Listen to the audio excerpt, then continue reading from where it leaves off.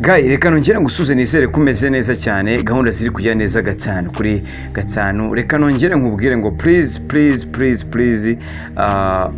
banza ukore subscribe kugira ngo amakuru n'ibiganiro, hanyuma nze nkubwire story nkuzaniye umukobwa bita Shadibu abwiye amagambo akomeye. Uribuka wa musore bita DJ Dizzo?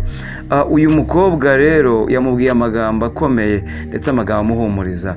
Uyu musore uramwibuka neza, nakubwiye inkuru ze nyinshi cyane ndetse vuba cyane yaganiriye n'inyarwanda.com, baganira ibintu byinshi bitandukanye, aho vuze yuko rwose kuva urugendo kuva hanze kugera uyu munsi nari aje gupfira, ariko nanone nkongera nkavuga ngo uyu musore ashobora kuzarenza kino gihe. So Shadibu rero akaba yamubwiye amagambo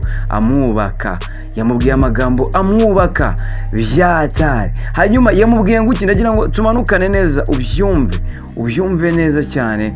Shadibu yati uruw'igikundiro rudasumbwa waremwe bitangaje. Ayo ni amagambo ya Shadibu yahumurije DJ Dizzo nyine wabwiwe n'abaganga muri ko asigaje amezi make cyane.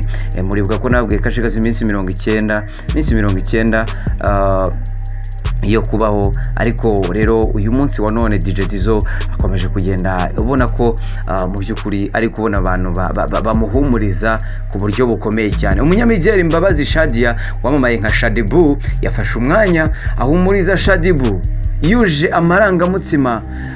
Mutambuka Derrick, umuvanzi w'umuziki uzwi nka DJ Dizzo, urembejwe na kanseri uherutse kugera mu gihugu cy'u Rwanda ku butaka bw'ibisekuru, yifuje gusorezaho ubuzima bwe mu gihe ategereje gupfa. Rero bamwe mu byamamare bakaba bakomeje kugenda bamusura ndetse bamuha courage cyane. Mu butumwa bw'amafoto berekejwe n'amagambo y'ihumure, Shadibu yanyuje ku rubuga nkoranyambaga akoresha zirimo Twitter, Instagram, yifatanyije n'uyu muhungu uburi iminsi mike ngo yitabe Imana.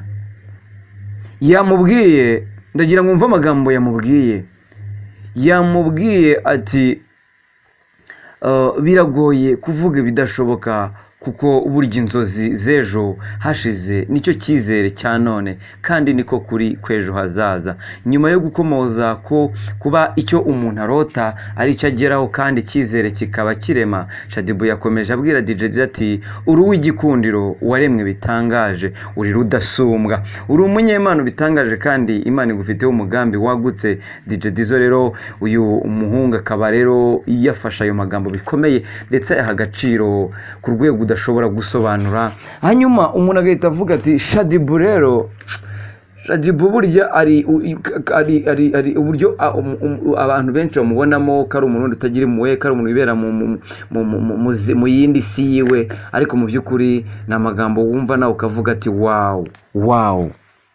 byiza cyane.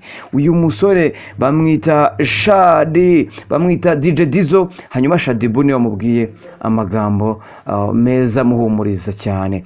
Rero ku itariki Mata 2024 nibwo yabwiye n'abaganga kashigaje iminsi 90 yo kubaho, bivuze kashigaje iminsi 6 ugendeye kuri ya mibare y'abaganga. Yahise afata umwanzuro, so asigaje iminsi 6 kugira ngo apfe. Hanyuma rero yahise afata umwanzuro wo kuza gusoreza ubuzima bwe mu Rwanda, aho yageze ku wa 23 Kamena 2022 nyuma y'imyaka 17 yari amaze adahakandagira, nubwo ariko arwaye ntiyacitse intege, ndetse mu mpera z'icyumweru gishize ari mu bitabiriye igitaramo cya Chop Life Kigali. Hanyuma cyane rero abantu bakatse iyi minsi 6 isigaye uyu muhungu araza kuba ayigezaho. Yahise afata umwanzuro rero wo gusoreza rero ubwo ubuzima bwa hano mu mujyi wa Kigali. Uramubona aho ngaho ari hamwe na Shadibu, barishimanye, urabona ko afite akanyamuneza. Ese iminsi 6 ntago ari buyirenze koko? DJ Dizzo yanejejwe n'amagambo y'ihumure yabwiwe na Shadibu, nawe aravuga ati urakoze cyane ndetse nanjye iteka nzahora nzirikana neza yawe n'amagambo yubaka umutima. Burya amagambo ararema nshuti yanjye, amagambo ararema.